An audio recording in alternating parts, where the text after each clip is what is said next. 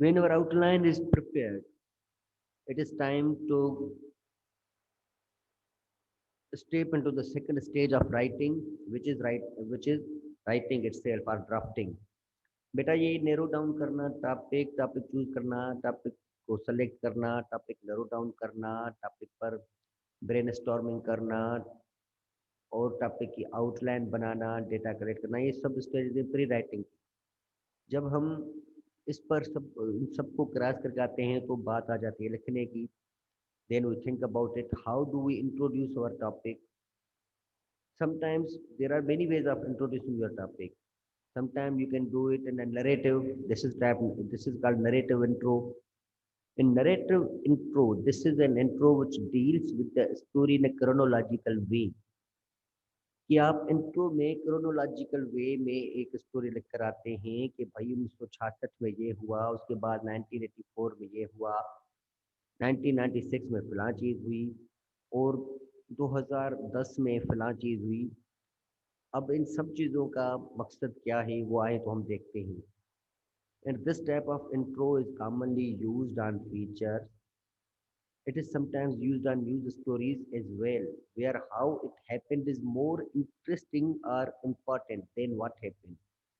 क्योंकि बेटा कभी कभार एक ऐसी स्टोरी पे आपको लिखनी पड़ती है जहाँ पर आप देखते हैं कि भाई जहाँ पर ये चीज़ हुई क्यों, वो बहुत इम्पोर्टेंट होती है बगैर उसके मुकाबले में कि ये चीज़ आखिर है क्या, कि क्या हुआ।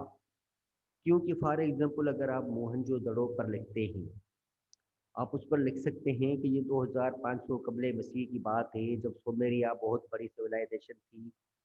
सुमेरिया के साथ ही इजिप्ट और बाबिल बहुत बड़ी सिविलाइजेशन थी। उनके साथ ज़मीनी और बहरी रास्तों पे मोहनजोदड़ो का रास्ता चलता था। फिर उसके बाद क्या हुआ उसके और मोहनजोदड़ो वाले हथियार, आई एम जेवर, सोना, फला फला फला चीज़ें करते रहते थे। और उसकी यानी आप हिस्ट्री बताते हुए आएंगे, लेकिन आखिरी साल हमें मिलता है 1500 कबले मसीह, जब ये तहजीब तबाह हो गई। अब आप उसमें ये लिख रहे हैं कि भाई आखिर हुआ क्या, किस किससे हुआ, क्या हुआ वो आप बाद में लिखेंगे कि आखिर वो तबाह कैसे हुई। अब यहाँ पर आप सस्पेंस छोड़ेंगे। इसको कहते हैं नरेटिव इंट्रो।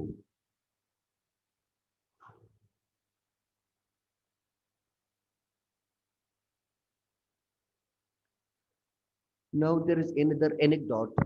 एनेक्डोट जो मतलब को वाक्य हो, कोई ऐसा वाक्य जो आपके साथ हुआ हो या किसी और के साथ हुआ हो, आपने उसको एक्सपीरियंस किया हो या ऑब्जर्व किया हो। An intro which relates a self-contained anecdote to illustrate an aspect of the story subject। यानी ऐसा समझें कि आप इसको आप ऐसे भी कह सकते हैं कि पाकिस्तान की कोई सिचुएशन बताने के लिए आप अपने आप को इंट्रो में शामिल कर लें। while introduce your topic, you involve yourself in the introduction and you start from your own self। आप अपने आप से, अपने आप के साथ हुआ कोई वाक़या, आप अपनी सोच, अपना और कुछ कोई चीज़ बताते हैं, जिसमें आप लिखते हैं कि अपने आप से शुरू करते हैं। उसके बाद आप आते हैं ट्रेंड पर, यानी जो आपका सब्जेक्ट है उस सब्जेक्ट ट्रेंड पर आते हैं, सब्जेक्ट पर फिर डिस्कस करते हैं। उसमें ये होता है कि इसका सबसे बड़ा फ़ायदा ये होता है कि आप खुद इन्वॉल्व हो जाते हैं, आप खुद से शुरू करते हैं, तो ये अच्छी बात रहती है। And it is often used on lengthy news features. जिस तरह फीचर की अब बात हुई, मिस फरीन ने, मिस्टर सरफराज ने बात की, तो it is always used on lengthy news features. क्योंकि कभी कभार आप अपनी जो बात बताते हैं तो वो लंबी भी हो जाती है, but it's okay. It is vital to ensure the anecdote is good and makes a point. And third is here it's relevant. सबसे ज़्यादा ज़रूरी बात यह है कि आप जो एनेक्डोट, जो कहानी, जो स्टोरी जो आप बीती, यानी जहाँ से शुरुआत कर रहे हैं, कि वो अच्छा हो, वो रेलेवेंट हो आपके टॉपिक से, आपके सब्जेक्ट से, और उसके उसके साथ कोई पॉइंट ज़रूर हो जो मैच हो दो चीज़ों को लिंक जरूर करें। One thing to watch is the habit of applying this kind of start to hard.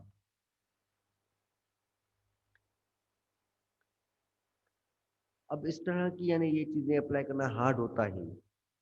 Hard होता है बहुत से लोगों के लिए। बहुत से लोग ऐसे होते हैं जो अपनी राइटिंग से अपनी रियल लाइफ को रिलेट नहीं कर पाते हैं।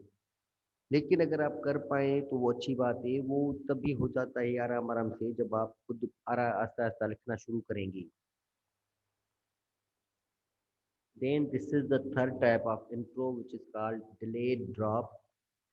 Now, this is an intro of several, sometimes many paragraphs. It means most of the time we can write this intro when we have got enough space to write on, where the story's point is saved up. क्योंकि यहाँ का story का main point saved up किया जाता है like the punch line of a joke. बेटा जिस तरह आप लोग जोक सुनते हैं, लतीफ़े सुनते हैं, लतीफ़े की पंच लाइन क्या होती है? वो होती है लतीफ़े का आखिरी जुमला। Whether they joke is in English, Urdu, Sindhi और पंजाबी। लतीफ़े का जो आखिरी जुमला होता है वही पंच लाइन होती है। तो इसमें भी आप पंच लाइन बचा कर रखते हैं। इसको डिले ड्रॉप कहते हैं कि आराम-आराम से आप बताते हुए आते हैं, थोड़ा पंच लाइन बचा कर रखते हैं और रीडर को ये सोचने पर मजबूर करते हैं कि आगे क्या हुआ। It is often used on soft news stories. Soft news story पर ऑफन यूज़ किया जाता है।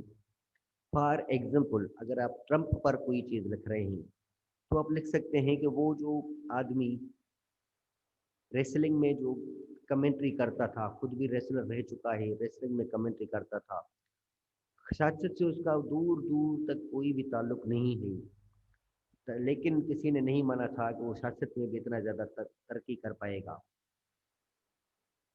होटलों का मालिक, लेकिन जब उसको एक फिल्म के डायरेक्टर ने कहा कि भाई आपके होटल में हम फिल्म शूट करना चाहते हैं, तो उसने एक अजीब सी शर्त डाली। उसने पैसे नहीं मांगे, उसने डॉलर नहीं मांगे, उसने यूरो नहीं मांगे, नहीं, लेकिन उसने कोई फिल्म में बड़ा रोल भी नहीं मांगा। लेकिन उस आदमी ने बस ये सिर्फ ये कहा कि उस फिल्म में मेरा एक सीन आएगा। ये इसी तरह के इंट्रोज आप लिखते हैं। ये एक यानी लिखते लिखते जाते हैं और आखिर में आप बताते हैं कि आपका मकसद क्या है इंट्रो के आखिर में। Soft are most of the time it is used in soft news stories and light-hearted article। एक ऐसा आर्टिकल जो लाइट हो। लाइट का मतलब है जिसमें कोई हार्ड टॉपिक पर आप नहीं लिख रहे, इसमें किसी सॉफ्ट टॉपिक पर आप लिख रहे हैं जो कि पब्लिक और ह्यूमन इंटरेस्ट का टॉपिक है। Where ordinary everyday events are described for a few paragraphs followed by the introduction। जहाँ पर आप आम जिंदगी में से कुछ पैराग्राफ लिखते हैं और उसके बाद यानी पैराग्राफ इंट्रोडक्शन को आप साइड में रख देते हैं, इंट्रोडक्शन से रिलेटेड कुछ चीज़ें रख देते हैं और उसके बाद आप आते जो कि चीज़ें इंट्रोडक्शन के लिए खुद एक रास्ता बनाती हैं, विच पे the way for introduction, which followed by the nub of the story in a paragraph that inevitably begins now or and then। यानी जहाँ पर आप आखिर में जाकर दो तीन पैराग्राफ ये लिखकर अगर कोई सॉफ्ट टॉपिक हो, दो तीन पैराग्राफ मना बेटा उर्दू में हम कहते हैं तहमीद बांधना। जहाँ पर आप दो या तीन पैराग्राफ तहमीद बांधते हैं उसके बाद आप कहते हैं नाउ, अभी, या इवन इस वक्त, एंड देन, या और तब, तॾहिं या जॾहिं या हींअर। अब आखिर आहे करूँ मानूं। आप सोच रहे होंगे कि हम शायद ये बात कर रहे हैं मजाक में, लेकिन ये मजाक नहीं। ये अमेरिका के साबिक दुनिया की सबसे बड़ी जमहूरियत अमेरिका के साबिक सदर मोहतरम डोनाल्ड ट्रंप के बारे में बात कर रहे थे। जो क्या ये बातें सभी सच हैं? हो सकता है आप इनको मजाक समझें, but these all things are true.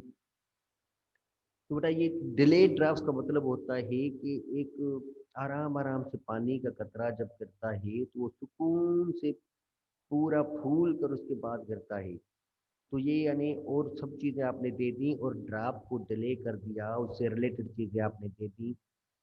और आखिर में आपने लिखा कि और अब इस वक्त ये सिचुएशन है, तो ये इस किस्म का इंट्रो लिखा जाता है लाइट हार्टेड आर्टिकल में और सॉफ्ट न्यूज स्टोरीज के लिए।